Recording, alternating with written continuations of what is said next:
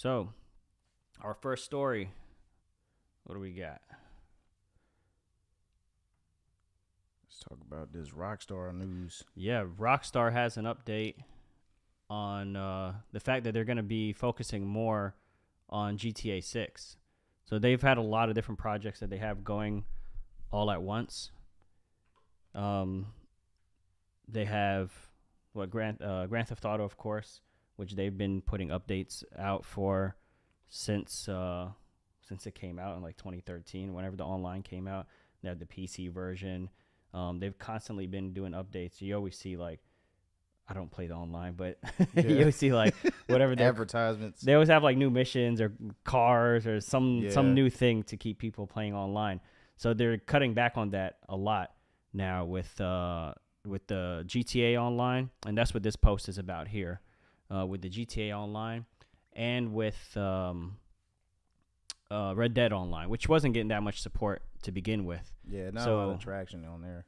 Exactly. So people who were complaining about that, I guess that's bad news for them. But anybody who's excited for GTA 6, it's good news for them, which I haven't played the online, so it's not bad news to me. It's all good news to me because I wasn't playing the online, but now they're going to be focusing more on 6, so now we're going to get it a lot sooner. So this is, let me try to find the part where they talk about it here so I could read it exactly the way they worded it. I think it was just a little after this part here. Over the past few years, we have been steadily moving more development resources towards the next entry in the Grand Theft Auto series, understanding more than ever the need to exceed players' expectations and for this next entry to be the best it could possibly be. As a result, we are in the process of making some changes to how we support Red Dead Online, which they weren't doing at all anyway. But, okay, now you have a good excuse. Poor Red Dead. Firstly, with new and experienced players engaging in the wealth of activities added this massively rich world, including specialist roles, story-based cooperative missions, cooperative showdowns, blah, blah, we will continue to showcase. Okay, so they're saying there's going to be some like minimal support. They're not abandoning it completely. Alongside seasonal events and specials, this and that. Once again, we want to thank the community for their continued support. We are fully grateful for the constructive feedback we've received up until this point and hope you keep it coming. This direct feedback from players has been instrumental to the ongoing success of GTA Online and Red Dead Online. So basically, there's going to be minimal support, not no support at all, but minimal support, and they're putting most of their resources towards GTA 6. And the way they worded it here was, what was it here? Understanding more that we need to exceed players' expectations for this next entry. So, I mean, yeah, expectations are super high. I mean, GTA 5 was huge. Yeah, I mean, the longer you make people wait, the better they expect it to be because they're like, oh, they've been working on this thing since 2013, you assume. Yeah. Like some magical unicorn in the oven. And the other thing is like, I don't know how you feel about it, but I've definitely been waiting for GTA 6 forever. I mean, it feels like they've been milking GTA 5 for the longest time since like PS3 and 360 is when it originally came out. Yeah, that's when it came out. I believe the year was 2013. Yeah. It came out for the PS3. I bought it for the PS3. Collector's edition. Yeah, then they remastered it for the PS4, and I bought the remaster. Both times I didn't play it. I bought it for the PS3, and then I think some other games came out. There's like a lot of good games on the PS3. So then I didn't play it. Then the PS4 was coming out, and I heard they were remastering it for the 4. So I was like, oh well, I'd rather play it on there. Yeah. So then I bought the PS4 and I bought the remaster. And then I played every other game except for GTA 5. Then I bought the PS5, and I heard they were remastering it for the PS5. So for the third time, I bought it, and I finally played it on the PS5. But I did play for the first time on the PS5, even though I owned it all 3 times. Yeah, and I think I've had like 2 physical copies between the PS3 and the PS4, which the PS4 they had updated the graphics, added the first person mode. Right. And then the PS5, I ended up getting it because same thing, they updated the graphics, which didn't seem like it was really that much of an improvement, honestly. But Did they do the adaptive triggers? I can't remember. Kind of. It's like very light implementation of it. It wasn't really kind of like what I don't. You still haven't played Returnal yet, but in Returnal, you really feel those triggers where, like that, or the new Call of Duty game, and Grand Theft Auto 5 on the native PS5 app. You kind of feel it, but it's not really hard present there. Okay. So. All right. Well, let's see what they do with that. It's been a while. I forgot what reports are saying the year should be coming out. What do you expect this thing to come out? If they're pushing hard on it right now, let me see. I'm gonna put my bid in for. It's 2022. I'm gonna say like 2025, maybe like summer 2025. Okay. That's like 3 years. I mean, if they're just going like hard on it, 2025. I would say the earliest. At the latest, 2026. I think 2026 sounds realistic. I mean, games are different than movies. It takes a lot of time to develop it. Then there's always bugs. There's always things they have to iron out.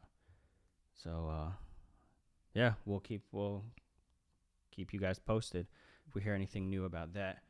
But hopefully we should be hearing more news about it since it's actually in development and all the resources are going towards that. So hopefully we'll get more information. Yeah. So let's see. Our next story. The Last of Us Part 1 has gone gold. And that's not a sales metric. That means that I guess the whole game is complete. Yeah. They're going to start... They can start printing copies? Is that how that works? So basically when a game goes gold, it basically means that they have a game that's fully functional from beginning of the game to the end of the game. And then they press that onto a disc or burn it to a disc, and that's their master copy to basically say, like, hey, this is ready to print and start making copies. So that master copy that's what every other game is going to make copies of? Yeah. Okay. And that's the gold copy. Don't they have the similar thing with records? Like they like artists are always talking about buying their gold masters. Yeah, the masters. Yeah. So that'd be like a similar idea. I would assume so. I don't know too much about the music industry, but I listen to it. But what you know about the game industry, though. I mean, So that's what we got here. So basically, what that means is it's coming out very soon. I mean, we already have a release date. September 2nd. September 2nd. I got this. Let's mute that. Yeah. Part 1. Yeah, there we go. September 2nd, 2022. So yeah, we already know it's coming out. But now we know that they're moving along, and I guess from now until when did they tweet this? Oh man, July 11th. Yeah. So from July 11th until September 2nd, they're probably just working out bugs, working on glitches. Yeah, that type of stuff. And that famous Naughty Dog polish. Yes, that we've come to love. Because they never seem to disappoint with a release, and they always put out solid projects. Yeah. With Naughty Dog, you never really have to worry about, if I get this game, I gotta wait for the day one patch. Right, and all right. That. You know, you don't get a Cyberpunk. Yeah, 2077. Oh god. Oh, Cyberpunk. So much hype, so much disappointment. How do you feel about the game? Some people saying that it's possibly going to be a cash grab. Like, how do you feel about that? How do you feel about sinking another $70 into the game? 70? Sure, take my money. Yeah, exactly. That's how I feel. Here, I think that's actually one of our stories up here. Let's just go ahead and skip ahead to that. Yeah, it's related since we brought it up. Where is it? Yep, here it is. It's just a cash grab. And who is this? Robert Morrison? I guess he must be somebody who worked on the game. Shout out to you. Shout out to Robert Morrison. Animator. There you go. He's the animator. Actually, it's the most meticulously built and crafted project that I have ever seen or been a part of in my entire career. The highest level of care and attention to detail possible. That means nothing else. You can't possibly have any more care or attention to detail. Jack sound like he would put that on his mama. So, yeah, I believe him because I think what makes this different, the reason I'm excited about this is it's not just like a remaster with like textures and graphics and stuff like that. The gameplay has changed. So I really like the gameplay from The Last of Us 2. It was very fluid and being able to go prone and stuff like that. Yeah. I don't know like how much of that they're going to put into the first one. I hope you're able to like go prone. Also, like climbing and stuff was a lot more fluid. It felt a little more like Uncharted. Yeah, it felt more natural. Right. They were very like heavy, the characters in The Last of Us 1. There wasn't even a jump button, was there? No, it wasn't. Yeah, so like it was kind of like an automatic thing where if you got close to the edge, they would just kind of automatically jump. Just jump off. Yeah. I think there was some sort of a jump.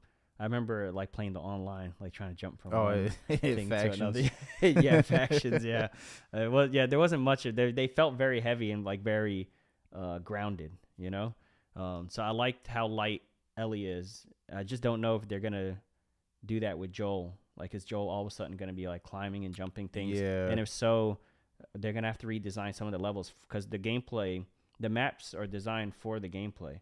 Like, there's multiple levels in The Last of Us 2 to allow for that play style. The fact that she could like quickly climb things, or there's like vehicles she could duck under, stuff like that. So they're going to have to like add things like that, like be able to give you the ability to go under trucks and stuff like that if Joel's able to go prone.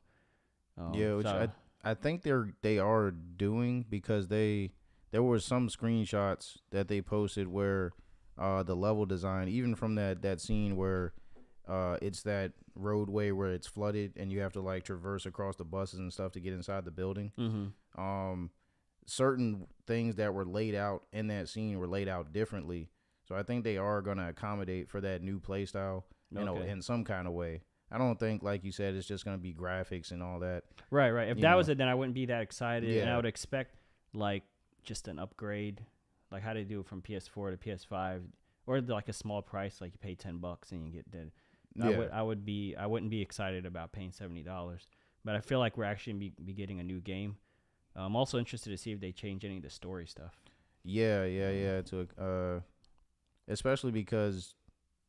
like the character models are different, so well, I don't really know how that would affect the story, but I know like, as far as Abby's dad, he looked completely different in Last of Us 2 compared to the first one. Right, now they could actually give him the right character model. Because if you play the vanilla Last of Us, it's like, where's Abby's dad? I don't even recognize him. Yeah. So apparently also there's some plot holes. I don't know what they are.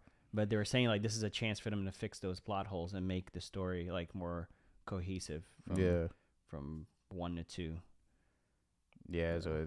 I hope they don't change too much, though, because I liked 1. Yeah, one has a soft spot in everybody's heart. And I'm really excited to see, like, the beginning scene. Because I don't think anybody's really talked about that, like, how they're going to do younger Joel and his daughter...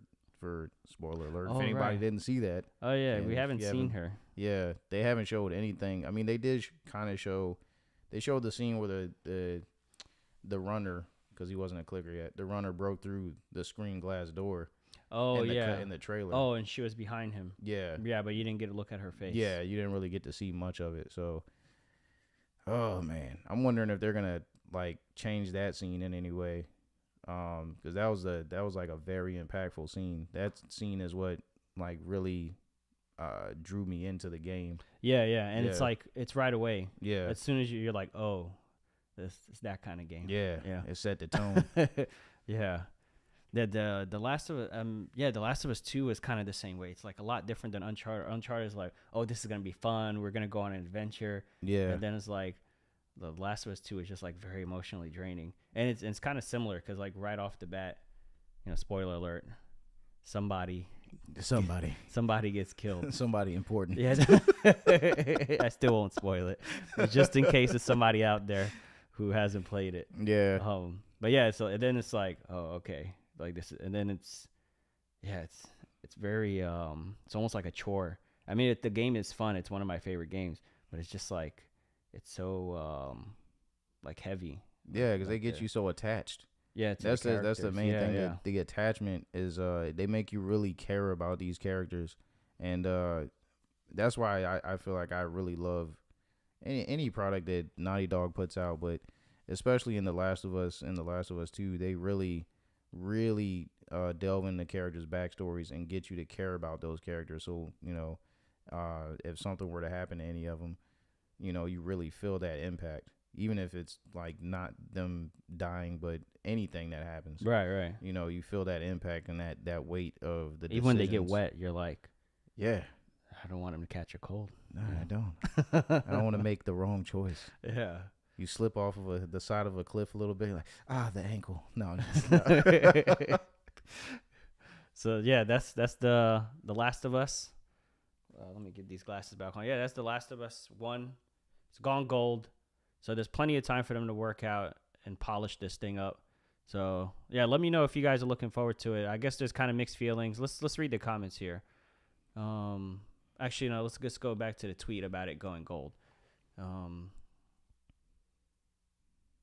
PC release date, please. Is this coming out on PC?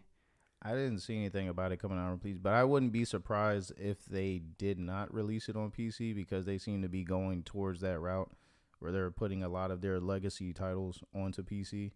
I mean, you've already got Spider-Man on there, Right. the Final Fantasy games, Uncharted? God of War. Yeah, Uncharted. Yeah, Uncharted is on there. That's a Naughty Dog title. That's what Yeah. I'm thinking maybe this could do.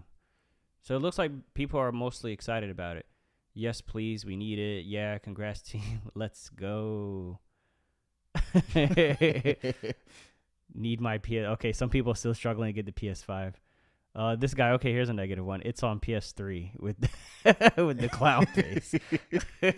Except it's not on PS3 with those graphics. Yeah. You know the crazy thing, when I watched it, I'm like, oh yeah, it looked like this. Like I remember it looking like that. Yeah. I'm not looking at it like, whoa, that's crazy. It looks so good. I'm Yeah, just like, wait, that's- didn't it look like this? And then I watched PS3 footage. I'm like, whoa, that's not what I remember it That's looking a like. huge difference. I thought it was done already. I don't know. That might be also just a sarcastic remark about the fact Yeah. the remake releasing in September. Game went gold 9 years ago already. What do you mean? All right, so it's a lot of that. Well, yeah, it'll be out soon. If you're excited, grab it. That's the thing. If you're excited, go get it. Yeah, that doesn't if mean you're you not- have to buy the Yeah, game. don't buy it. And don't have to you buy already the game. have it for free. Yeah. If you have PlayStation Plus and you have a PS5, you already got the remaster. So you're good. All right, next topic. Spain to crack down on video game loot boxes, blamed for pathological behavior. Pathological. I thought it was just gonna be like blamed for teaching young kids to gamble. Yeah, All right, let's see. Is it pathological or would it be psychological? Psychological thriller. Let's see. Spain is set to become the first European country to have a law regulating the use of so-called loot boxes in video games, aiming to avoid thoughtless, compulsive, or what is it? Where was I? or even pathological. There we go. Consumer behavior. The government said on Wednesday, the loot boxes, digital packages of virtual items that can be purchased using real money, are an important source of developers' revenue. They give players a chance to win desirable or often randomized game-changing equipment and allow gaming companies a stream of high-margin income. Yeah, it's extremely high margin because you're not spending any money on anything physical. I mean, you have to pay the programmer, so there's that expense. Yeah. But that's it. Then once he makes it, you just sell that thing. Over and over. He only again. has to make it one time, though. And it's ridiculous. He makes a golden skin for a gun, and then you just sell that gun Or over like and over again. the dreaded, the Call of Duty gamers. You guys know what I'm talking about. The red dot sight Oh, that was for however much money that was. It was ridiculous. it was like 50 cents, but still you're paying Yeah. just for Why are you paying for a reticle? Come yeah, on, man. stuff like that. I mean, even to me, I remember when Uncharted 4 online, they announced like there would be no microtransactions, no loot boxes. But at the end, felt like there was loot boxes, wasn't there? Did you play the Uncharted 4 online? Very, very briefly. I don't remember too much about it. I don't think it wasn't as invasive as a lot of the other games now though. Like even on the Microsoft side, like the Halo Infinite, great gameplay, but just it's so much stuff like as far as armor, cosmetics, and all it, and the stuff looks cool, but it's just you have to spend so much money to get these things, and they make it so hard to you have to put so many hours just to get like the minimal amount of experience to unlock that stuff without having to pay for it. We gotta look this up. Hold on, I just saw an article About Halo? No, not about Halo. Look, 100. Uh-oh. 1,000. Wait, what? How many zeros is that? 100 to fully upgrade. Ooh, is this Diablo? Character? Yeah. Diablo Immortal. I knew you were going there. Yes, you saw that? Yeah, one of the most sickening loot box things going on right now, or pay to win. Yeah, look at this. All right, come on, get out of here. Fully upgrading a character in Diablo Immortal can cost over $100,000. Now, I know the idea is not that some guy's going to spend $100,000 and upgrade his character, because people who have $100,000 to spend are not playing this much video games. Diablo Immortal fan says the game is pay to win. The idea is that you always have a reason to come back, because once you've like fully upgraded your character or whatever, then you're like, okay, I've 100% of this game. So I guess they're trying to make it impossible to 100% the game, that you always have like one more thing to unlock. You know? And it's going to be hard to hit that $100,000 threshold. You know, I mean, for that price, you could buy like two really nice cars. It's basically FOMO. It's preying on people's fear of missing out. Like something comes out, they try to put something in there, and they put a little timer on it. Oh yeah. Oh, this weapon's gonna be here for 3 days, and then after that you can't get it anymore. Yes, the 4th of July sale, like the Labor Day sale. Yeah, some crazy thing, and then you feel like, oh, if I don't get this now, I'm never gonna be able to get it again. So then you throw that money towards it. Yeah. Or the people that end up or doing for bragging rights. Yeah. Like, oh, I'm gonna get this character who's only available for this amount of time, or like I know like the Fortnite skins are only seasonal, right? Fortnite. So you get the skin, and then when the next season comes out, and you just started playing the game, and then you see some guy who has the skin from like last season or whatever. They're like, how'd you get that? I want it. And they're like, it's too late. You didn't get it. Yeah, don't even get me started on Fortnite. Look what you've done to my kids. Because of Fortnite, that I think they definitely, we could give them credit for starting the not the loot box trend that's been around, but the free to play trend. I'd say they're probably one of the most successful at it. Yeah. Yeah, definitely. It's the reason why everyone's trying to copy them. But this is a prime example. Spending $100,000 to fully upgrade a character, that's why this is going on here. This is why they're trying to make it illegal. Let's see what else they say. Consumer Minister Alberto Garzon said the government will, in a few weeks, regulate gaming features that offer prizes with an economic value in a real or virtual market that can be resold or exchanged, including using... Oh, my goodness. Okay, well, there goes our third angle, I believe. Yep. All right. So now we just got 2 angles. That's okay. That's all we need. Yeah. Virtual market that can be resold or exchanged, including using NFTs. What? So they're gonna get rid of. God, I can't stand NFTs. I know. Is this better, or is it worse? Loot boxes have introduced similar features to those of traditional gambling, including the randomness of prizes that have a quantifiable value and a cost to activate the mechanism. I think that's the main issue right here. I don't know what they're going on about with the NFTs and all that, but this is the issue right here. Features that are similar to those of gambling. Let me go up here. Offers. Yeah. Including randomness of prizes, quantifiable value. So, yeah, I mean, nobody wants to pay money to play the game, especially if it's pay to win. Like, if it's cosmetic, like, I think the reason why I'm not annoyed as much with, like, Fortnite, because you can still play the game and not buy anything. Yeah, but it's just like skins, right? It's not like you buy a gun or you buy something that gives you some kind of, like, advantage, like in-game advantage, right? Yeah, they're all skins, but the problem is that, you know, kids don't understand that. Kids do not understand it. All they care about is, oh, I want to have the next coolest looking thing to show off to my friends. And they're really good with staying topical. Yeah, it's like, oh, there's like the Thor skin now, right? Yeah, they're whatever's popping off in the pop culture at the moment. Yeah, whether it's a music artist or a movie or whatever. Yeah, they're gonna, even if it's a meme, they're gonna include the meme somehow in their game. And some new dance. Yeah, there's always a dance. Yeah.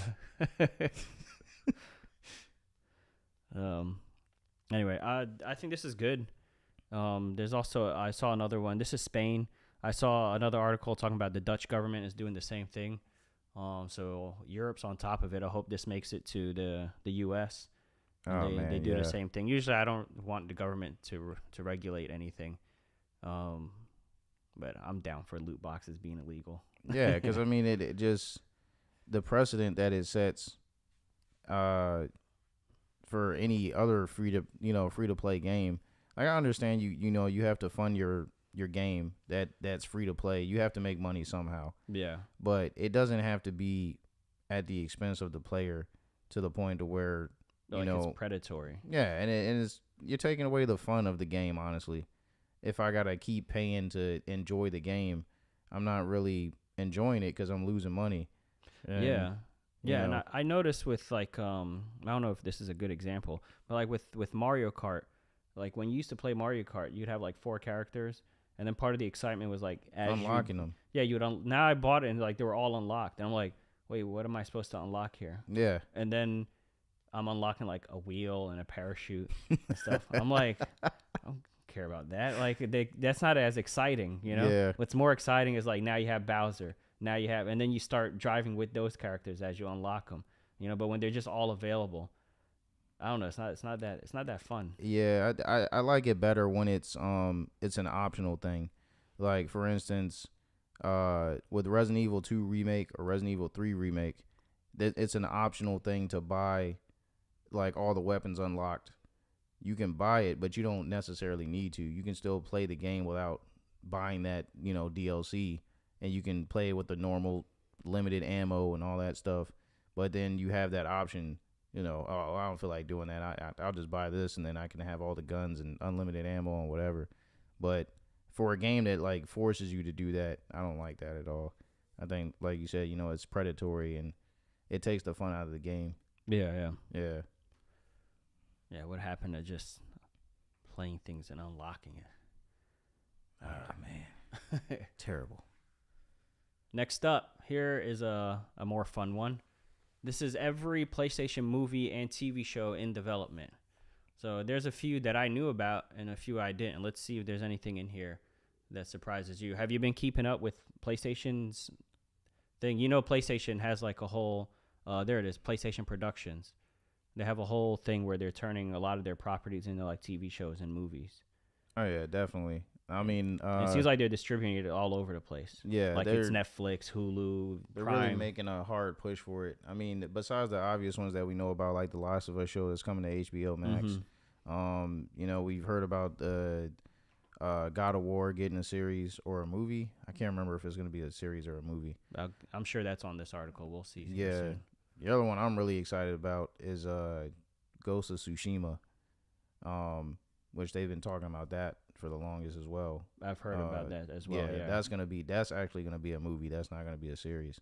But man, I just hope they use the actual actor. They already said. I just hope any one of these are good. Yeah, that too. That's what I hope. Just let one of these be good. Uncharted wasn't good, so that's already one down for Naughty Dog. You would think, okay, well, Naughty Dog, they're good with their games. Yeah. So maybe when they transfer over to, traditional media, whatever you call it, movies, TV shows, they're gonna come over with the same quality. I have hopes for this one though, because Neil Druckmann is working on it, and also the guy who's directing this is the same guy who directed Chernobyl for HBO. That's why this is on HBO, I believe. Have you seen Chernobyl? I have not. Have you seen it? The tone is very similar. It's a true story. Well, yeah, I know about Chernobyl. Yeah. Yeah. It's a true story. So, but the tone is very similar to The Last of Us. Got you. Okay. So you could watch that and imagine like The Last of Us having the same kind of tone and atmosphere. The atmosphere, the visuals and everything. It's gonna need a lot more special effects though. I'm trying to think. I guess they had to have some sort of special effects because there was a part where their skin was like really bright red from the radiation. Oh, and the Chernobyl? Yeah. Oh, okay. I'm sure that needed some sort of special effects. So they could use it, and it looked good. So they'll probably use the same thing and for the clickers and the runners and all the stages of infection and stuff. Yeah. I mean, I hope they don't go too crazy with like the CG on the clickers because I think like a lot of that can be done with practical effects and makeup. Especially I hope so for too. like the clickers. I think they'll look really good with practical makeup and stuff like that. And maybe like some of the movement or something can be done with CG. But it should be minimal. I agree. Yeah, because you can never get like the lighting right. Right. And like we don't know what it is, but we know something looks off when you look at it. Like, have you seen that channel where the guys react to like bad CGI? Yeah. Like you're watching it with them and you're like, yeah, this is bad. And they can tell you why. They could be like, the shadow is not in the right place or whatever. But you're looking at it like, I don't know why. It just doesn't look right. Yeah, it's kind of like that uncanny we just know valley we've seen thing. enough stuff in real life to know what real life looks like. Right. That's all we have is real life. You know? Let me see. We'll get back to this. All right. So first up is, of course, The Last of Us. That's the one we were talking about. TV series. This is going to be a TV show. And I actually prefer a TV series to a movie. Yeah. Yeah, and I did a little video about that, why I believe TV shows are better than movies. Just not in general, but, for certain things. If I really like the characters, like I really like Joel and Ellie, you're going to spend more time with them on a TV show. Even if it's a mini series, even if it's like 6 episodes. Yeah. And it's an hour long, that's 6 hours. What movie are you going to watch that's 6 hours long? Exactly. Yeah, not in one sitting anyway. Yeah. I mean, even though we binge TV shows. Did we watch a 6-hour movie? How long was Justice League? That was 4 hours. That's 4. Yeah. And I will tell you right now, I did not sit straight through that. I was watching that in pieces.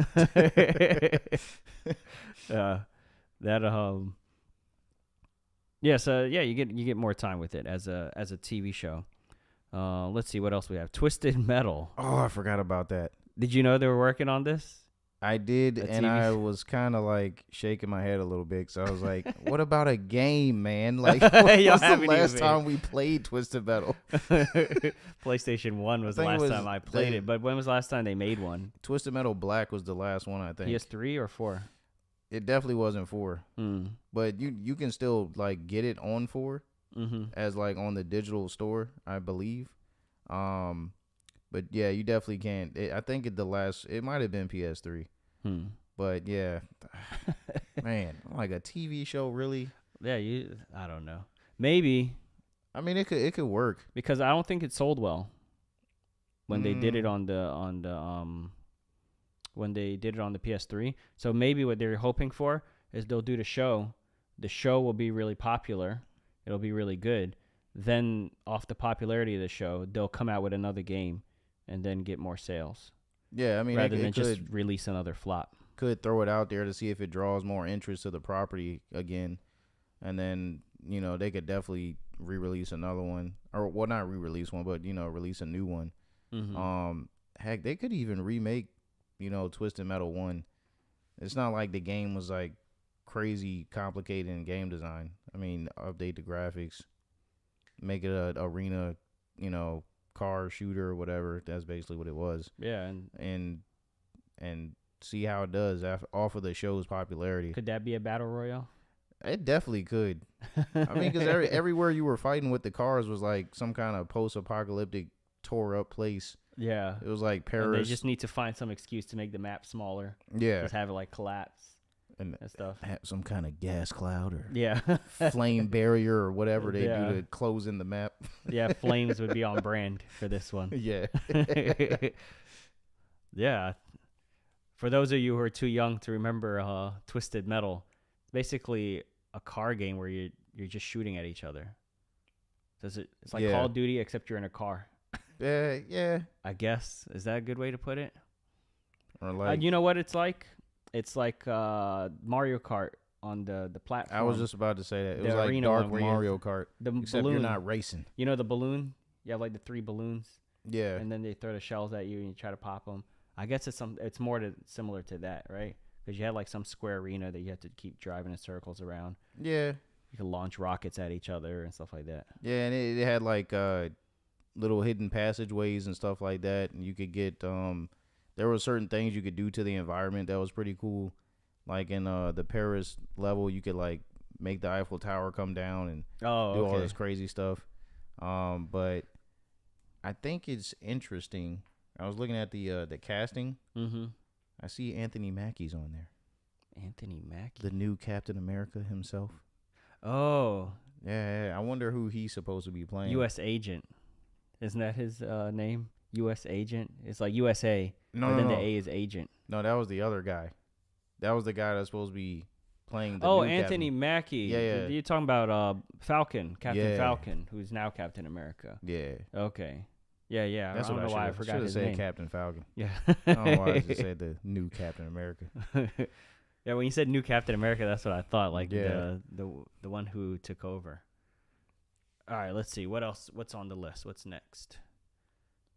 Next we got Ghost of Tsushima. Oh yeah. You already knew about this one. All right, don't tell me anything. We will skip over this one because I haven't played the game yet. It's on my to-do list. Well, I don't think it's really spoiling anything in there, but I think it's really interesting that the movie's going to be directed by the John Wick director. Oh. That's interesting. Oh, yeah, it's right here. John Wick series. Yeah. Director of the John Wick series. Heavily expect that the film will feature some amazing action sequences. Which John Wick is known for. Yeah. Film is currently being written by Takashi 69. Takashi Dasher, who's responsible for some indie films, but it's currently unclear how closely it's unclear how closely will follow the game. Given the film is being I don't want to get into spoiler stuff. I'm gonna tread carefully. And So see that comment is a little right scary there. for me because of the Halo TV show that came out, and that guy was like, "Yeah, I didn't really play the game. I wanted to focus more on the characters." And I want to focus more on making money. yeah,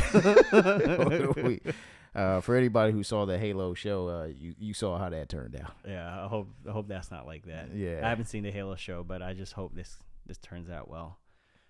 All right, God of War, another game I have not played. I'm gonna sound like I'm not a gamer at all pretty soon. Let's see. Hey, but you got an opportunity though with that. I'm playing both of them. Yeah. I'm gonna play because I want to play this before the second one comes out. I didn't even watch the trailer for the second one. I That's know good. his son is older, which is already enough spoiler for me. Yeah. I'm like, little nah, time let me- passed. He really doesn't look that much older to me though. From I don't know. I'd have to play the first one again to really feel that impact. So, and this one's on Amazon. Oh yeah, let's check that out real quick. So we got there's just a movie, so it'll be in theaters and like usual. This one's Peacock and then HBO. Yeah, so So Sony's every like one of these are on a different attacking all kinds of different streaming services. Yeah. So we got HBO. If you want to watch all your favorite PlayStation games, you have to subscribe to all of the platforms. So you got HBO, you got Peacock, you got what else? Amazon. Prime. The only one of those I have is HBO. I don't have Peacock or Amazon. None of those. And I think- Netflix. Add Netflix to the list. I think Peacock is free, if I remember correctly. They I might think have like an there's- ad-supported thing. Yeah. Which I heard Netflix is doing soon. Here we go. We got Horizon. And that's on Netflix. Add Netflix to the list of your things you need to subscribe to. But most people already have Netflix, so this probably will be the most watched one.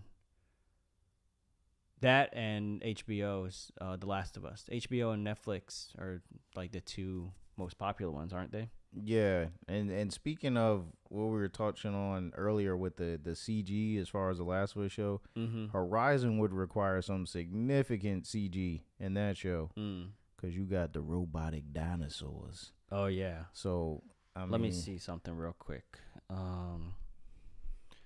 Streaming platform. Rank. Let me type in rank. So what do we got here? Yep. Of course. Oh, Amazon is up and running? Beating Disney Plus? How is... Oh, they actually tied with Disney Plus. Wait, how is there like 3 things in number 4? Yeah, that don't make no... Where's number 3? What is this? Who's your source? That's like kids when they say, they're both the best. Or like, they're both my favorite. Yeah. All right, so Netflix Netflix is number 1. Amazon Prime Video. We got Disney. So based on this, Netflix, which is Horizon. And then Amazon Video, which was what? Shoot. God of War. Oh, God of War. So God of War and Horizon are probably going to do the best. Yeah, based off of the platforms that they're on. Right. Or more people will have the ability to see it anyway. All right. Horizon Zero Dawn. Yeah, I'm interested to see what this will look like because the world is so interesting and it looks really beautiful. So I think this could look like really cinematic if they get a good director and the CG looks good, you know? Yeah. All right, what else is on the list? Is there anything else you can guess before I scroll? I think that was all of them. Is that all? Honestly. Let me see. Oh, Gran Turismo. Who's thinking about that? This is EBT Fast and Furious in the movie world. I think that's definitely what they're going after. That's got to be, right? The success of Fast and Furious. And then they're like, let's just do a Gran Turismo, though. Not even like Need for Speed. Didn't Need for Speed have a movie? Yeah, it did. With the dude from Breaking Bad. Oh, Paul something. I don't know his name. Paul something. Aaron Paul. Yeah, the one that liked to say curse words. Yeah, he liked to say, watch your profanities. Yeah, but the director that they're eyeing for it, the guy that directed District 9. You remember that movie? Oh, yeah, like the alien thing? Yeah, with the prawns. I think they were called prawns. Oh. Yeah. I think that's an interesting director choice. Going from that's who's directing this? That's who they're trying to get to direct Gran Turismo. So the guy that directed an alien movie. Does it say it in there? Yeah, right there. Oh, District 9. Okay. How did you know this? Who's your source? Eyeing District 9 director. Okay. Unclear what the story would be there. Also reports that Sony stated Gran Turismo show. Oh, a show is in the works. Oh, wow. So they're trying to do 2? But it's possible this was misreported and Sony meant that it was a film and nothing more. Regardless, something is happening and it's confusing fans. Yes, we are very confused because we don't understand. Because Gran Turismo is like on the track racing. It's not like Fast and Furious where it's like on the streets. Yeah, and they've never had any kind of story associated with it. Yeah. Where like Need for Speed, some games you had a story. There was a character and it had a motivation to it, like Most Wanted, Underground. Yeah, that's true. Yeah, it makes more sense to make a movie out of that. Yeah, Need for Speed had some kind of story that you could kind of be like, okay, well, we can make something out of this. Gran Turismo is just like saying you're going to make a F1 movie, a Formula 1 racing movie. Like, why? Speed racer movie. Well, hey, they made a Speed racer I know movie. they did. I don't know how it did. I forgot how it did. It actually did pretty good. Go Speed Racer, go. And that was directed by the Wachowskis. There he goes. Is an extremely detailed oriented racing franchise with no story. No high stakes action or anything of the sorts, leaving many to wonder what the story would be. The TV show could emulate something like Top Gear and just be a car reality show. I could kind of see that because they do have like a Gran Turismo racing league, I believe. Where there was one point where they were actually taking PlayStation gamers that just play Gran Turismo, and where they had that esports league where they would compete with Gran Turismo as the game. Okay. And there was a point where whoever would win those tournaments, they would actually sign them to a race team sponsored by Gran Turismo and actually get them on a real track and outside of the game. Oh, so that's that, probably a lot that of was fun a cool for the thing. gamers. Yeah. So I could see them, doing a show like that. Where, maybe a reality show yeah. would work, and just have attached the name Gran Turismo to it.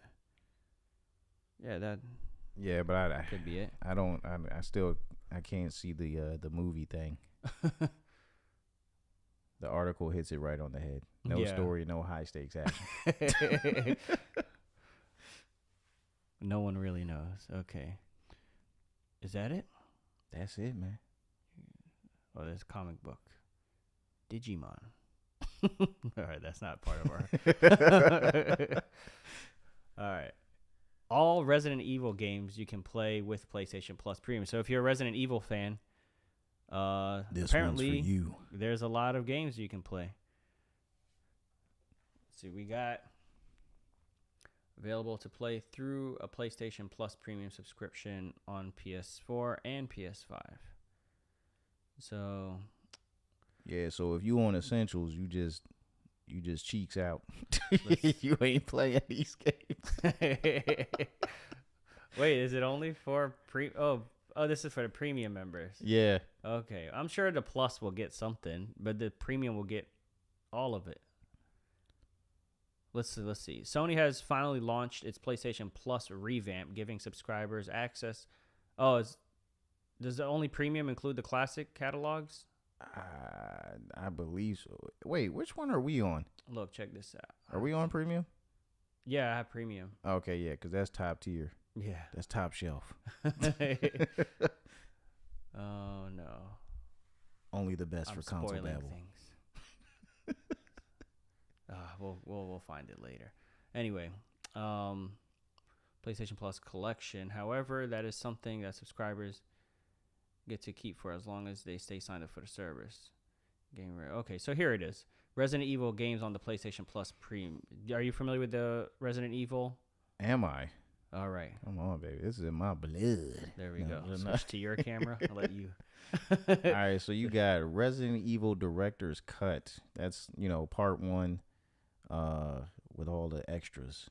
When did the first Resident Evil come out? Was it on PlayStation 1? Yeah. Okay, so is Resident Evil Director's Cut a remaster of the PlayStation 1 title? No. Okay. Director's Cut is just like it had like some extra content in it that I'm not sure. I have to look it up, but I think it was something that was like it was in the Japanese version, but it wasn't in the American version. So the Director's Cut kind of included that. Okay. That stuff that was missing. Resident Evil HD Remaster, I believe, is just the same game, just without the Director's Cut content. Okay.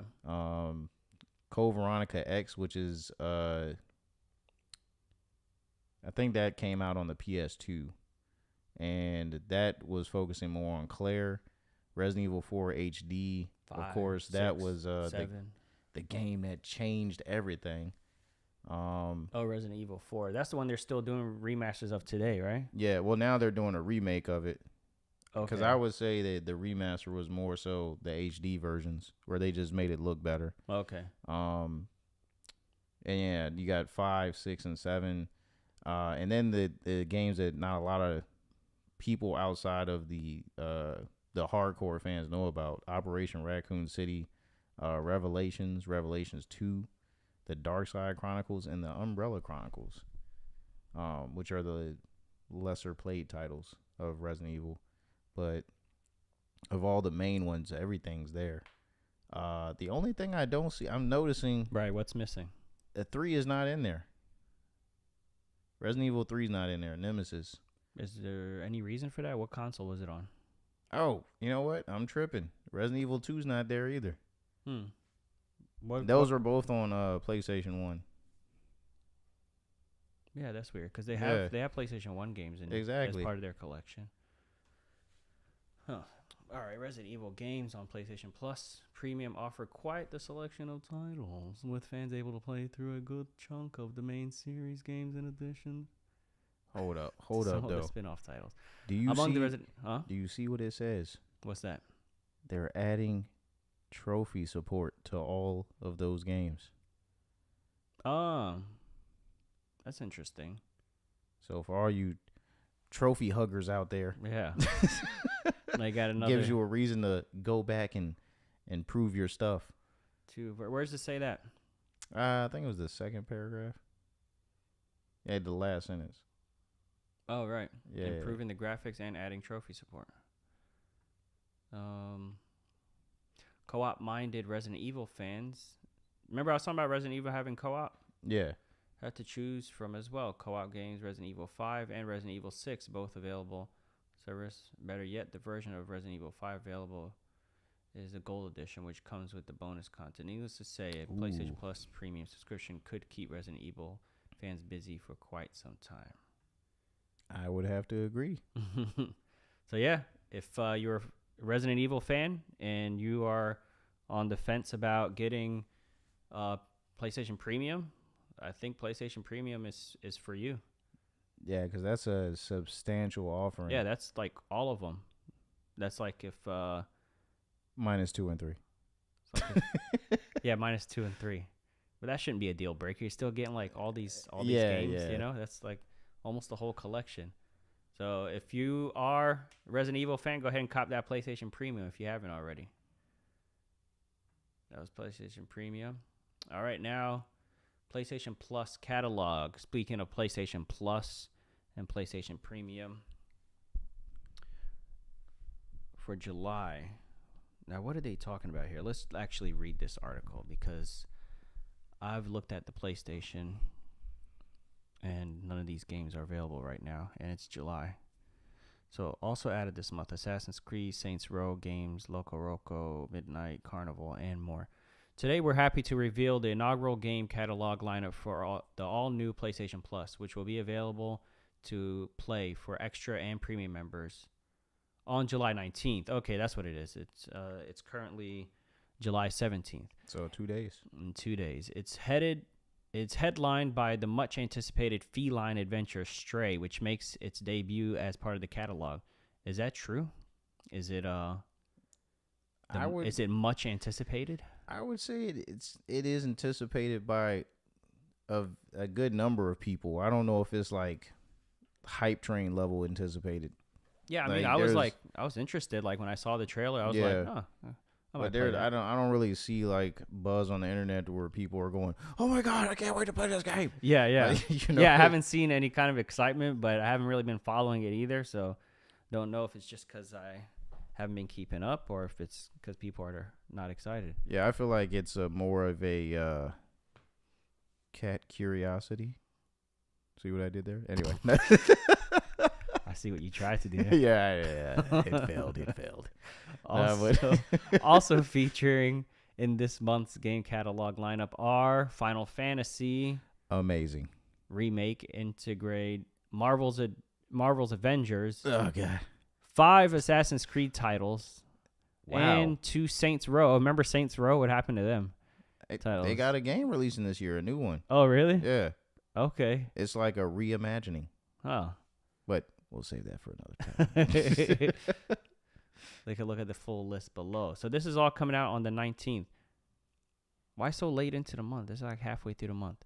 Okay, so we got Stray. It's probably because of the new, the way that they're distributing everything through the different tiers. I guess they had to change their strategy up a little bit. Because now it's not just, where it was just the PlayStation Plus and, we're going to give you 2 games and maybe a little extra one for the older console guys. Yeah. And now they're giving you all this extra stuff on top of the massive library that they're giving you with, for the guys that are in premium like us. So it's a lot more that they're adding on to the service compared to break it up a bit. Yeah. It would seem a lot cooler if they released it on one day, because then all of a sudden you're just like, oh wow, 6 new games. Yeah. Whatever. It just seemed like a lot. On top of the 500 that I have already. That I'm just gonna add to my library and say I'm gonna play one day. Oh man, I would have loved to have this when I was in high school, and Oh, I my had nothing goodness. but time and didn't know what game to play. my parents would never have subscribed to that. That's true. I would have signed up for it myself. All right. So is this big news? Oh, Or definitely. this remake has already been out for a while, right? Yeah, well, I think they remake PS5. Intergrade Oh no, this is came a out. PS5 game. Look, you see? Yeah, it came out around March. Okay. Yeah, Did you get it already? of course. You know, I'm like one of the biggest Final Fantasy fans out there. Oh, here we go. Assassin's Creed Unity, Ooh, Black Flag. You know what? Black Flag is one of my favorites. You know what? I might play this. I was just thinking the other day. You know, let me see if I could grab this. Where is it? Sure, they're all over there. Here we go. Give me 1 minute. Take over. All right. Talk about Assassin's Creed 1, 2, and 3 while I go grab these. Well, I don't even see one up there. But I do see, let me see, Rogue Remastered, which wasn't that originally a PSP game? Assassin's Creed Rogue? Don't ask me questions. I'm not Oh, excuse me. Well, yeah, the Rogue, I'm kind of excited about Rogue Remastered because I never got to play that one. Freedom Cry, I started that game. I never finished it. That was Cry. What are you talking about? the Assassin's Creed Freedom Cry. This is where you actually played as. Is that that was a PSP title? Must have been. No. It was I think that's the one where you played as the slave shipmate that was part of Black Flag. Wasn't that PSP? No, it was on PlayStation 3. Portable. All right, check this Keep out. running into the mic. So, here we go. Assassin's Creed 1. Everybody, This is my show and tell segment. Uh-oh. So we got Assassin's Creed 1. History. Then we got Assassin's Creed 2. Mm. Bought it. Copped it right away. I still remember Assassin's Creed 2. Day one. That was really the trailers and everything. Super excited about it. Then Brotherhood came out. This one wasn't as exciting as 2. I didn't even know it was out until it was already out. I thought it was like DLC because it was so similar. Yeah. But still, it was a great game. I played it, beat it, enjoyed it, loved it. Then Revelations came out. At this point, I was like fully invested in the Assassin's Creed franchise. I was just like, what's the next one going to be? What's it? I'm like, oh, Altair is coming back in this game. You see, it's both of them back to back. So this is actually one of my favorite games. And it takes place in Constantinople. Oh, and bad. so there was like a lot of like Islamic history. So it was like really interesting for me. And like a lot of people like speaking Arabic in the background, as you're like running through the city Oh, wow. and stuff. Like a lot of people speaking Arabic. So it was cool. That's what it was like in the first game. You could hear people speak. I speak Arabic for those of you who don't know. So it's cool hearing them speak Arabic in the background. Anyway, and they're both take place in like Muslim countries. Like you see like the hijabis walking around the streets. When you like knock over while you're running around trying to assassinate somebody. Then the third one came out. I was like super excited because this one like wrapped up the series, right? Or so I thought. Yeah. I'm like, okay, everything has been leading up to this, It was leading up to 2012, which is supposed to be the end of the world, in real life and in this story. So bleak. then I got to the third one. Then I'm like, well, that was a fun little series. Now that's wrapped up. And then they were like, Assassin's Creed 4, Black Flag. I'm like, what are you talking about? What's the story here? Like, it already wrapped up, remember? It's done. And then I was kind of annoyed that they kept going after they wrapped it up. And then I heard that Black Flag was actually like really good. They were like, oh, it's one of the best pirate games. It's a great Assassin's Creed game, and that. Then Unity came out, and then I heard that one had like mixed reviews or something. Like a lot of people didn't like it. It was real buggy or something. Well, that and Unity was like, I still remember the E3 when Ubisoft presented it. They were more so pushing like a multiplayer aspect with Unity. That's when they were like, everybody was trying to do this multiplayer thing. You can play online with your friends, and that was like Assassin's Creed. Well, Assassin's Creed added multiplayer in like Assassin's Creed 2, didn't they? Did they? Yeah. I think Oh wait, was that like the one person was like hunting the other person type thing? Yeah. I would describe it as like a dog, cat, and mouse game. Yeah, So like you're the cat, you're chasing a mouse, but there's a dog chasing you. got you. Yeah. Yeah, Unity's multiplayer was more so like cooperative assassination of a target. Like they gave you a target in a certain size sandbox, and you had to work as a team to take that person out. That's basically what the multiplayer. So it's like a co-op was. instead of like a versus type thing. More so co-op. Okay. Yeah, and the goal of the game was to try to look like an NPC as much as you could. Yeah, because if you like did too many like crazy movements, and they could tell, oh, that guy's not NPC. Yeah, and they would know you're their target. So you have to try to like just walk like an NPC and blend in, make prayer hands. I spent some time on that game, but it wasn't my favorite. Like I'd always go back to like Uncharted 2 online or whatever. Anyway, the point is I stopped playing it starting with like Black Flag. So now like Valhalla is available for free. But I didn't want to jump back in. So I think I'm going to go back. I'm going to play Black Flag. I'm going to play Unity. I'm going to play whatever else I missed. What was there? There was Odyssey. Yeah. There was Origins. Yep. So I don't see those on the list. Maybe those are too new to give away. But Origins available on Game Pass. Is it? It is. Oh, I guess first I need to get an Xbox. Or if I had a Samsung TV, I could have downloaded the Xbox app on here. That's in a later story. We'll get to that later. Yeah. And look, hey, we don't want y'all to get it twisted. We're multi-platform here, okay? So I know it's gonna be some people that are like, oh, you guys are talking a lot about PlayStation. What's going on with that? Oh, I'm on the wrong podcast. But no, we're gonna cover everything. We'll meet our quota. We'll say Xbox at least once per Yeah, episode. at least. Yeah. All right. So yeah, that's those are the games. If you have premium, and I know premium just came out really. So if you're excited about taking advantage of the perks of having premium, there's a whole bunch of games coming out. I didn't even know it was going to be this many. Yeah, what? Paw Patrol on a roll? That's a kid's game. Who cares? Why is it there? No, gotta have something Paw for the Patrol kids. on a roll. Ready, Set, Heroes. What is that? Jumanji, the video game? I didn't even know they had a video game. Makes sense. It's a movie about a video game. So they make a video game based on the movie, based on a video game. I want to play as Kevin Hart.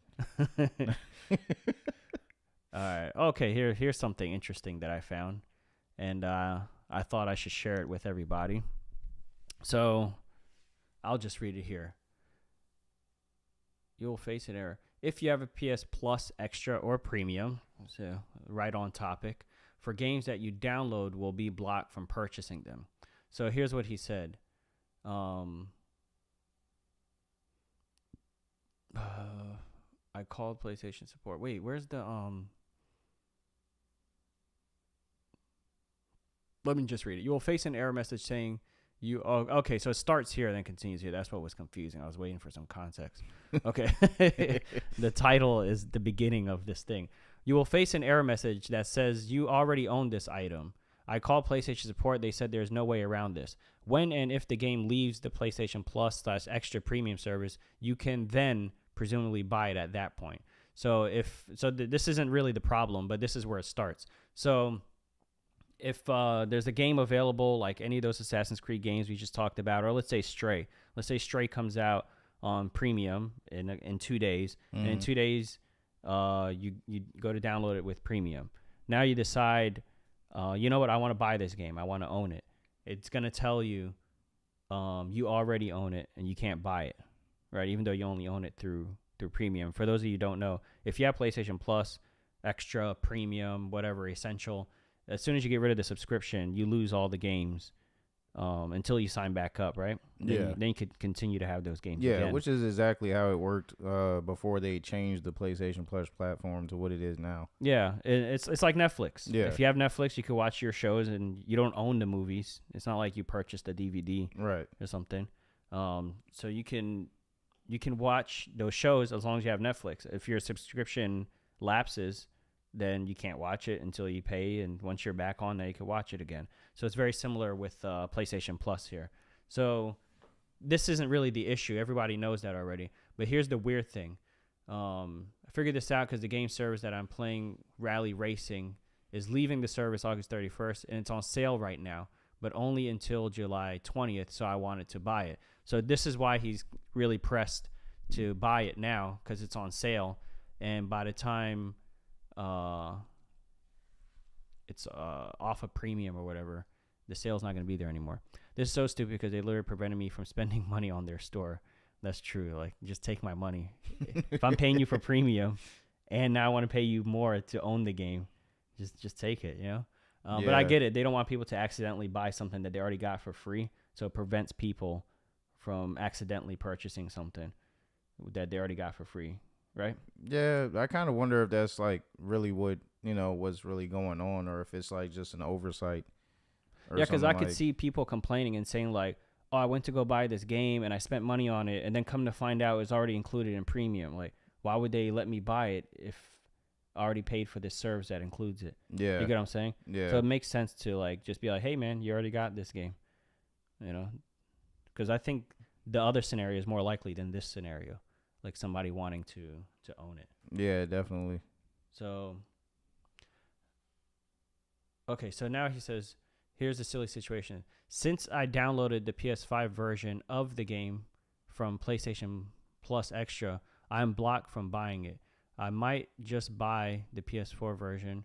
Just saying sale I'm able to buy since I never downloaded the PS4 version. Then the game leaves the service, or possibly even now. I'll upgrade. Wait, what?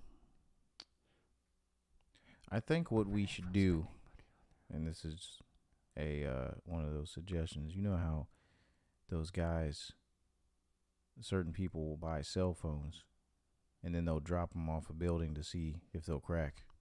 I think we should like download a game like that. We probably know we're not going to play on PlayStation Premium, something that we're not really going to play, and then try to buy that game and see what happens.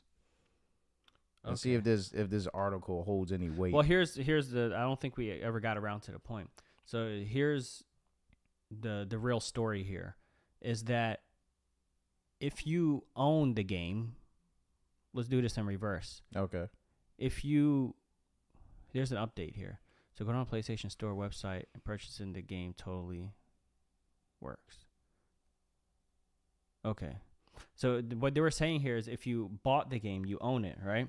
Yeah. And then later on, it's available on like PlayStation Premium, and you accidentally click install from the premium version, that it changes your game license. So there's a different license. There's one saying that you have access to the game through their subscription, and there's one saying that you have access to the game through owning it, through purchasing it. So if you bought it and you own it, and then you go and download it through premium, it changes the license to premium, so that if you cancel your subscription, you now can't play the game that you paid for. If I'm understanding, I can see where that would. That's where the real problem is. Not that I can't pay for it when I downloaded it or whatever, or it's not letting me buy it because I already have it through premium. Like that's like a slight inconvenience for a small number of people, because most people don't want to pay for something they're getting through their subscription. But the real issue is, let's say you don't want to continue your PlayStation Plus subscription, but you accidentally like went through and downloaded it through premium, and then now you don't have the subscription. Now you can't play your game because it changed your license, and now it thinks that you only got that game through PlayStation Plus. Yeah, I can see where that could be a problem, especially with the DRM aspect of it, which is basically what that is, where it keeps you from playing something that you don't really own. But situations where, like, your internet goes out or something like that, or maybe you just couldn't afford internet that month and you're just trying to play the games that you own. Yeah. And then, but your PlayStation thinks that it's, based off of the premium service. So then suddenly you can't play that game that you own because it changed the license. So I could see where that could. Yeah, that's definitely, that would be very frustrating, because if you paid money for it and you own it, now they're telling you don't own it. That's going to be a problem. But there's an update here saying he went to the store and purchasing the game works. So what about the other issue about it changing the license? You lose, see right here, you lose the bought license and it becomes a PlayStation Plus license, meaning you either buy it again or you got to stay subscribed. So, well, I'm staying subscribed. I'm going to stay subscribed anyway, but I mean, it's still not, I don't even like the idea that I have to stay subscribed, you know? So hopefully they'll recognize that. Hopefully they'll find a solution for that. PlayStation, this is on the PlayStation subreddit, by the way. But I hope the word gets around to PlayStation. And, y'all need to get on top of that and take care of that. Yeah, come on, Sony. Don't do this to us. Yeah. We love y'all. All right. Now, we talked about this already. This is just a tweet. This is by somebody who's supposed to be an analyst for Nintendo. He thinks they're working on a new console. I don't know if it's going to be like a Switch Pro or if it's going to be like a totally new console, maybe the Switch 2 or whatever they're going to call it. But this is why he believes they're working on a different console. He tweeted this out. He said they spent over 66,517 million yen on raw materials, twice the amount they spent for the Switch Lite. So what he's saying is it's not just some like alternate version of the Switch. Right. Trademark NSW, which is often used in NVIDIA files to refer to the Switch platform. They privated their YouTube videos for the Lite and the OLED. So that means, I don't know, maybe they're going to come out with some new commercial promoting whatever this new So they're is. assuming that a new model might be coming. New model coming 100%. Yeah. 100%. Yeah, I believe that. Not no doubt. I don't know about this, man. Spent 66 million, trademark NSW, privated YouTube videos, 100%. It's coming. What more do you want? This is conclusive evidence right here. What do you think? I can't. I don't know. It's until I see confirmation from Nintendo, which of course they're not going to confirm it until they actually, announce it. Yeah, that's how they do. But the Nintendo ninjas are real, you guys, and I don't know about this. I just feel like because of the way that things have been going, because I work in retail, and the cost of things, has gotten, of course, more expensive. So it could just be that they had to spend that much twice, just because things didn't get. I mean, twice they as might just be expensive. trying to up their production on the Switches because they're the top selling console. Pretty much, period. Mm-hmm. Over PlayStation 5, over Xbox, they sell the most consoles. And I think it's that combined with the fact that there was like a whole year's worth of Switch Pro coming out soon. Yeah. Nintendo is having a conference next week, and they're going to announce it. It didn't happen this week. It's going to be next week. We have word from an insider. Someone who's close to the matter revealed, we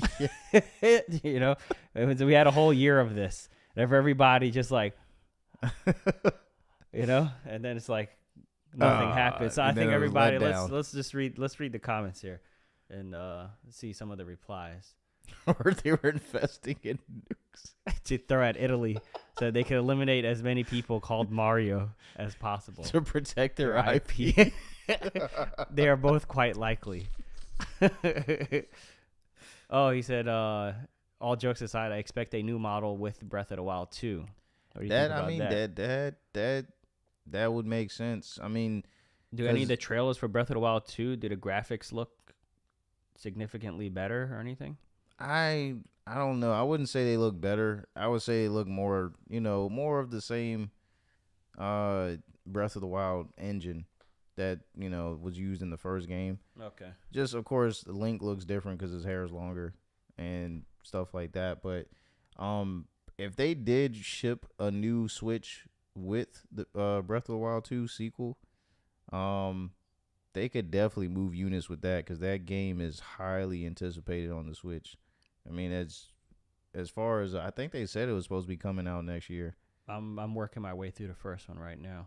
But yeah, it's a lot of fun. Yeah. And there's another YouTube channel that I watch where he kind of like breaks down like what makes a good game and different things like that. And he's constantly referring to like Breath of the Wild as the prime example of like how to do open world right, how to do exploration right, how to do like whenever he talks about how to do something correctly, he's always pointing at Breath of the Wild for that.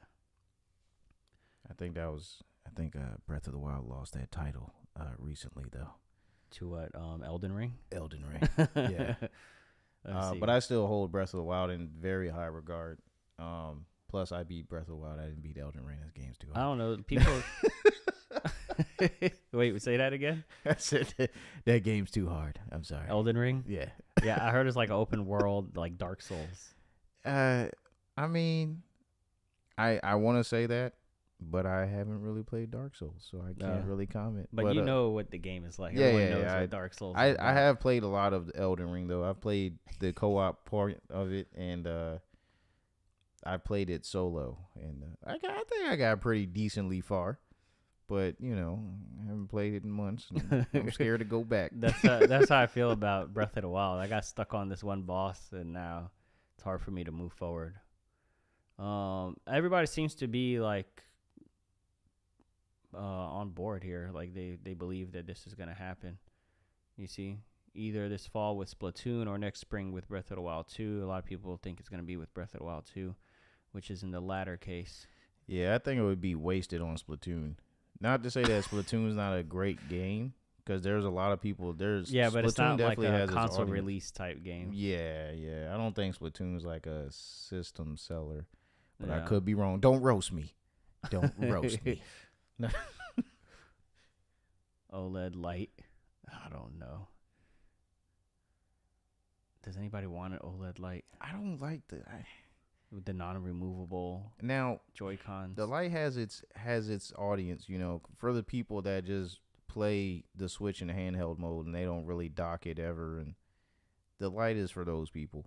So I mean I can see the use of it, but the whole thing that draws me to the Switch, and I feel like draws a lot of people, is the point or the fact that you have a console and a handheld in one. But I know a lot of people who are like, I never dock it. Yeah. So then for them, it's like, yeah, just give me the light. I only dock it to charge it. No, I'm just joking. No, I definitely dock mine when I can. Charging dock, that's all it is. Especially when, like, you know, you want to have that TV experience. You know, it's nice to be able to, of course, have the handheld, but when you want to use your TV and use that Pro controller. Think for me, it's always a handheld also, but I still wouldn't want to get the light. But it's always in handheld because I am at work all the time. So I bought the Switch for that purpose because I still had that itch to play video games. And I bought the PS5, but then I was never home to play it. So I was like, let me get the Switch so I could play that when I'm on the go. So when I'm home, I want to play the PS5. I don't want to play the Switch. Yeah. So that's the only reason I never take it out of handheld mode. That's true. Then you do get to split your gaming time between the two consoles based off of that because of, you know, being able to play the Switch on the go, like you said, and then being able to spend more time with another console when you come home. So Right. it just depends on what game you're really into at the time. Because if you don't have anything that you're really trying to play on the PS5, like say you finished whatever you were playing, then, you know, you could do the Switch on the go and do it when you get home too. So Yeah. yeah. If there's a game I'm really into, like I've played it on here a few times, like Portal 2. Portal, yeah. Man, I was so excited when they announced that they on the Nintendo Direct that they were working on that game. I was like, that's what I'm playing. Because like I held on to my my PS3. I was going to probably anyway. Yeah. But one of the reasons I thought about selling it a few times, and like one of the reasons I didn't was Portal, and then DJ Hero, because they're not making any more of those. I've never played. Is that the one where you actually use the turntables? Yeah, it's like a spin-off Yeah. of Guitar Hero. Yeah. Like this is during the success of like Guitar Hero, Rock Band, and they came out with DJ Hero. And man, that's like one of my Hip-hop. favorite games, and I really wish they would come out with a 3. They came out with DJ Hero 2, and then it's like all of them just died overnight. Yeah, it seemed like all the music games kind of fell to the wayside. It was like a trend for a while. I think franchise fatigue. Yeah. Like, it's just like oversaturated it. Yeah. But like I didn't get into it until it became oversaturated. Because I'm always like resistant at first when everyone's like, "Oh, you gotta try, you gotta try." It's kind of like when there's a show and everyone's like, "You gotta watch this, you gotta watch this." Yeah. Like it makes me not want to watch it. You know, I'm just like, "Nah, I'm good. I don't think I want to watch that." I don't want to be a bandwagoner. Yeah. Like I don't want to be part of the crowd. You know. But then it's like I saw DJ Hero. And I'm like, maybe I'll give it a try. Like the first one came out, and then the second one came out. They're like, it looked really interesting. I think I saw something at E3 or something. Yeah. And I was like, man, that actually looks kind of fun. And I went and got it. Then I'm like, oh, yeah, I can't wait for the next one. As soon as I get into it, that's when they're like, all right, everyone's sick of it. We're all done. You know, I didn't get to enjoy 100 versions of it. You know, I wish there were a little bit more. Anyway, that's the Nintendo Switch. Who knows what they're doing? They really need to come out with a new console because the PS5 came out, the Xbox Series X is out, and Series S. And Nintendo still and the only thing they came out with it was OLED.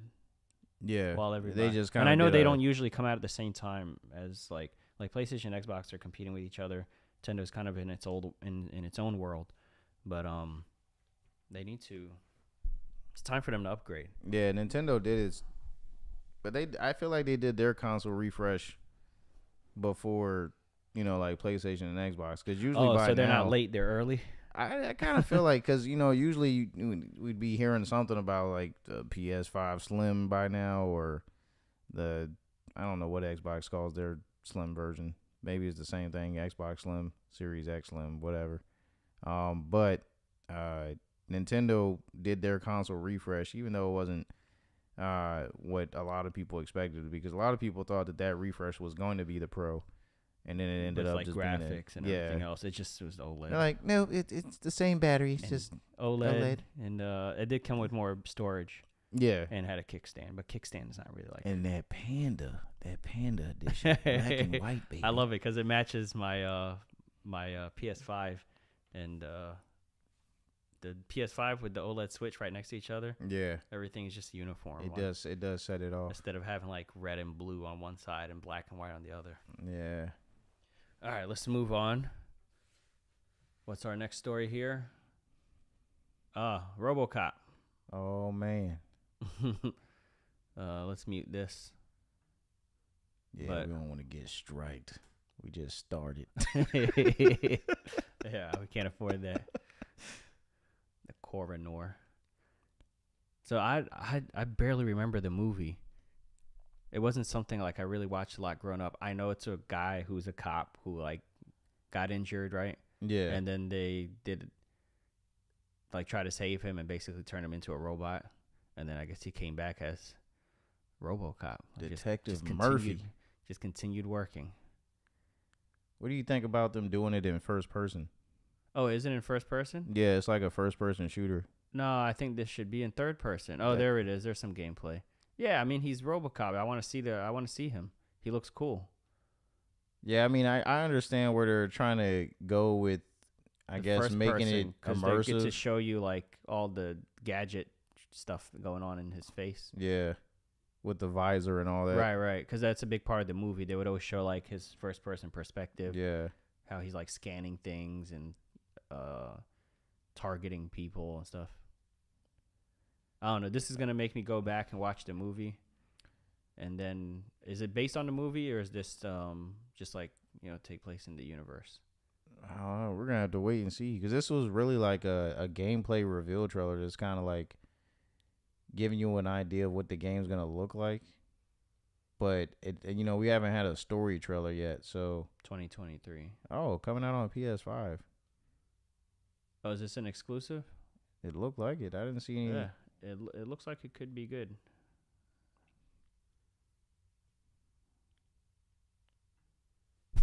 Who released this trailer? Was that PlayStation? This was from PlayStation, yeah. Okay. And this was just 10 days ago. A little bit late on it. Rogue City. RoboCop Rogue City. Anyway, looks interesting. Yeah. I'm sure people who grew up in when did this come out? The 80s, 90s? It's like the same era as like Terminator. It was definitely the 80s. Okay. Yeah. But I am definitely Are you an 80s kid? definitely looking to check this out because I always wanted to play. I always felt like RoboCop would fit in a game really well. It would translate into a game really well. Like I said, I'm still. How well do you remember the movie? Oh, very well. Are you an 80s baby? I mean, I like to think so, but What do you mean you like to think so? What year were you born? I was born in '88, which most people would consider it as not really an '80s baby because all your memories are from the '90s. Exactly. But I don't care what y'all say. I was born in the '80s. I was born in '91. It don't matter if it was an inch or a mile. 88's 80s. No. All right, well, there we go. We got a RoboCop. We'll get back to that. When it comes out, we'll play a little bit, see how that is. Skate 4. This game was big on the PS3. Skate 4. It was going to be free-to-play, officially tilted skate. And officially titled. Oh, titled. What am I saying? Tilted. All right, I forgot how to read there for a moment. Officially titled Skate, but EA insists the game won't include pay-to-win mechanics. Okay, so it's just going to be like, what are you going to be spending money on? Skateboards? Not EA. Swag? We know how y'all get down, EA. Oh, yeah, EA is the worst with this. Oh, my They're goodness. the main offender. FIFA. FIFA. Anyway. This game will release on PlayStation, Xbox, and PC. Will support cross-play as well as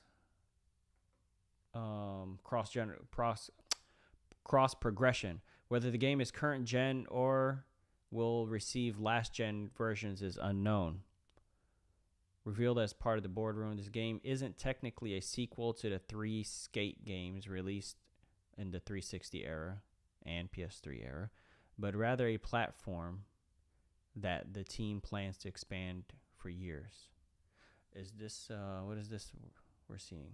That's the pre-alpha gameplay. So basically, it's like they're this actually looks pretty cool. Before beta footage. Yeah, you can tell because the colors like and everything. No textures or anything. Yeah, but I don't know. It looks kind of cool. That could be a game. It's got a unique art style. Yeah. I remember this game was pretty popular, and this is after like Tony Hawk Pro Skater had died down a bit. Yeah. Because when Tony Hawk was out, nobody could release a skate game. Yeah. But they released that skate game. I think it was for the Wii, where it had like the motion censored board, where you'd have to, I remember stand that on a skateboard. I forgot what it was and called. Kick, you know, I forgot what that was called too. But that I don't think that did very well. And then he just wasn't on top like he was with like Tony Hawk Pro Skater 1, 2, 3, and like Thug, Tony Hawk Underground. Yeah. The Underground games I think did good as well. Yeah. And then he just fell off. And And they had then Lil skate Wayne was in on them. top for a while. And I had some friends who were skaters. I had a friend who used to skateboard all the time. He said that the controls on the sticks were like the actual movements that you do on a skateboard. Wow. So like if you would kick, I don't know how to explain it. So like imagine the right foot is the right stick and the left foot is the left stick. So if you would kick your right foot back and your left foot forward, that's how you would do it on the sticks. So Wow. he said it was like pretty intuitive as a skater because you're just doing like the same motions on the sticks that you would do on the board, you know? So yeah. Yeah. I'm sure they're really excited about. I'm gonna have to check Skate out because I've never played any of them. But they are available on Game Pass. I'm just throwing that out there. There you go. That's twice now we've talked about Xbox. But yeah, so I've always been curious about it and definitely willing to check it out. I haven't played a skateboard game in years. Me either. Like since Tony Hawk Pro Skater since Tony 2. Hawk, yeah. 2 with no Underground. Yeah. Yeah, I remember you could pick up your skateboard and run. Yeah. And I thought that was really cool. I remember like watching probably you and other people in the family play the game, but I've never played. Oh yeah, me and any my of them brother, past. all we played for like an entire summer was just Tony Hawk Pro Skater 2. Wow. And they had like the create a park mode.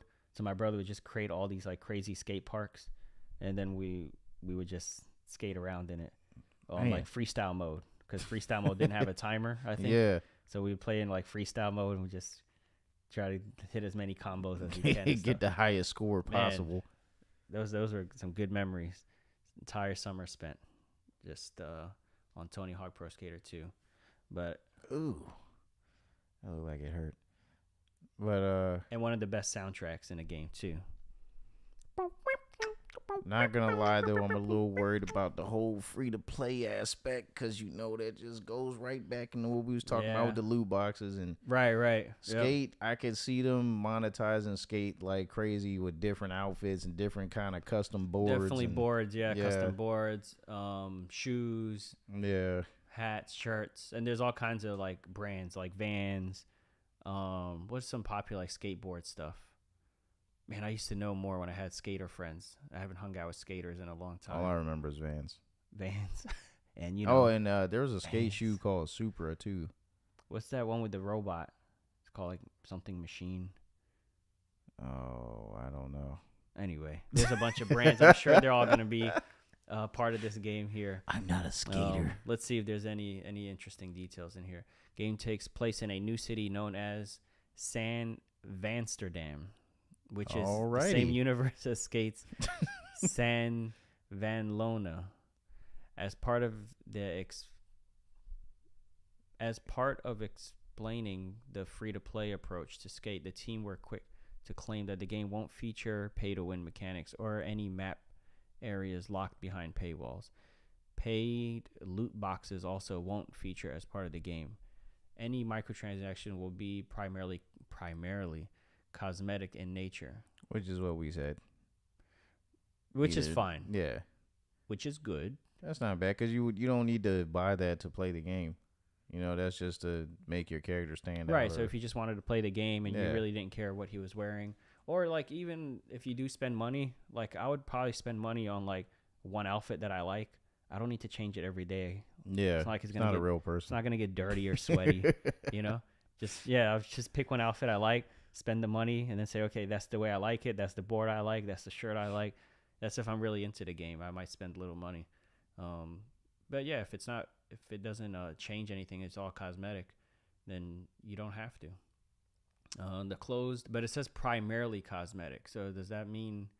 Is there going to be something else that's not so cosmetic that maybe I think that's their way of loosely saying that it's primarily going to be cosmetic, but we're thinking about doing some other things, but no like loot boxes, power-ups, and so I guess they're safe in Dutch and in Spain. In Deutschland. And they said it's there's no loot boxes. Hopefully, man. Closed playtest, which gives fans a chance to test out an early version of the game, has proven extremely popular, but within a few hours of launch, the build has been cracked and circulated online for anyone to download. Wow. Okay. I didn't know that. I guess they mean on PC, right? In a statement responding to the crack, EA said, "We are aware of an earlier version of the game that has been distributed without authorization. This build is from September 2021. It was never intended for external use." It's probably like really rough. That's probably the one we were just seeing. Right. Yeah. So they're just like, guys, I heard y'all had a copy of this game. Listen, that's from September 2021. All right. Before the bad press comes out. I mean, you could look at it and you could tell that this is really early stuff. No one thinks the game's going to come out like this. Yeah.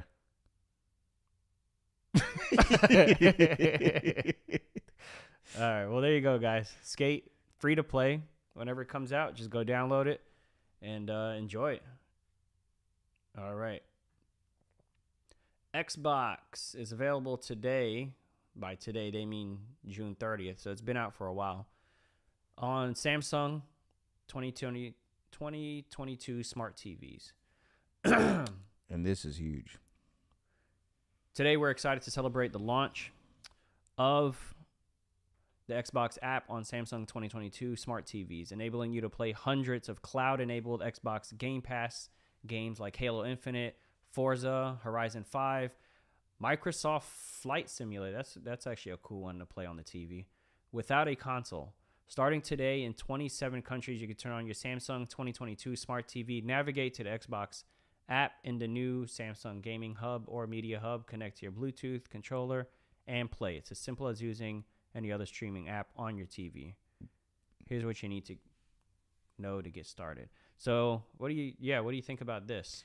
I think it's First of all, have you used this service before outside of Samsung TVs? of course. Okay. Game Pass is an amazing subscription service. I'm hoping PlayStation Plus gets on, kind of like the same wave. They do have a substantial library, just like Game Pass, but Game Pass is every freaking where. It's on PC, it's on your phone. You can get it on your tablet. You can get it on an Xbox that's not even current gen. And you can play next gen games on your old gen console through that's actually Game really Pass. cool. Yeah, so especially for kids who have parents that won't buy them the new thing. Yeah, exactly. They can say, well, at least get me this subscription. Yeah, they just subscribe to Game Pass and they can play it through cloud streaming on the console. So I think it's very awesome that Microsoft's doing that to kind of get their games out there to more people in different ways, so that if they can't afford the console, I can just pay $10 or $15 a month to Game Pass Ultimate, and I can play on my TV, and all I need is a controller, and I don't have to spend $300-$400 on a console to do that. I think that's really awesome, and it gives more accessibility to it. My concern would be, and since you've played with it, let me know the lag. Like, is there an input delay? I'd imagine since it's all being streamed, it's being streamed, so there would be some kind of. Have you experienced that? Yeah. I mean, it's definitely an input delay, especially if you're playing on a mobile device. But it's mostly like, so if you're on Wi-Fi, like you got a stable internet connection that has pretty good speeds, Wi-Fi seems to be fine. Playing it on like 4G LTE or whatever, you do experience some lag depending on what kind of game you're playing. And if you're playing a game that you need your lag to be non-existent, like a fighting game, where every button press counts, shooting on your game. combos and stuff like that could be annoying. Whereas like certain games that I've played that say like a platformer like Hollow Knight, you don't really worry too much about lag in that game. So it does benefit you in certain games, and others it kind of hurts you, but it all depends on the connection that you're playing on, honestly. So in the case of this article here, they're talking about it being on your TV. So most people, their smart TV is going to be on Wi-Fi. Yeah. I guess depending on where the router is, it should be a pretty strong connection. So what would you guess most people's experience would be with if they just downloaded? Honestly, I think the experience would be pretty seamless and would be pretty good on a smart TV, especially most people's TVs that I feel like, as far as their gaming console, is usually centered in the living room where the modem or the router is normally located. Mm-hmm. So I feel like they're going to have a good internet connection based off of that. But then again, you also have to think about the accessibility of how many people have Samsung TVs. Because I don't think a lot of people do. Yeah, and it says 2022. Yeah, like Samsung the latest smart TVs, models. not like not even 2021. Yeah. So we just bought a Samsung TV. I think it was in 2021 though.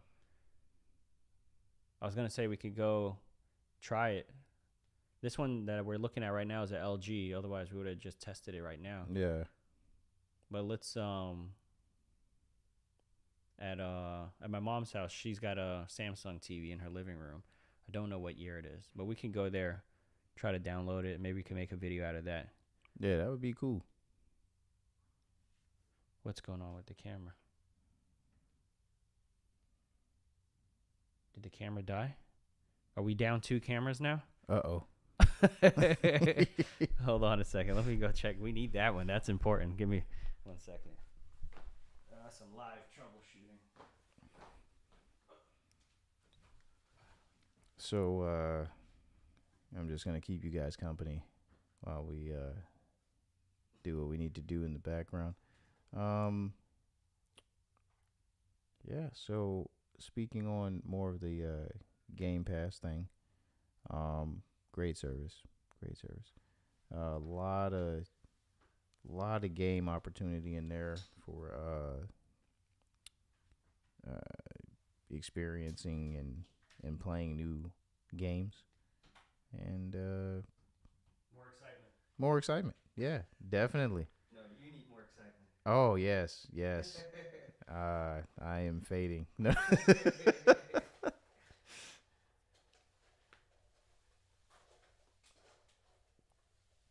Oh man, I tell you, I am really excited about whatever Xbox has in the oven that they're cooking up on Game Pass.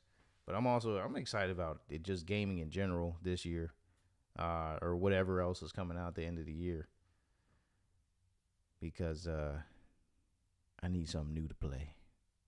But with all the subscription services now, with the Game Pass and the PlayStation Premium, there is so much to play. It's ridiculous. All right, that camera's out. Let me have a seat here first. Yeah, that camera's out. I should have switched back to here. That is okay. I can make this work. Yeah, let's scoot over here. Bring your mic over. We'll go ahead and wrap this up because if that camera died, that means this one's going next. Come sit here.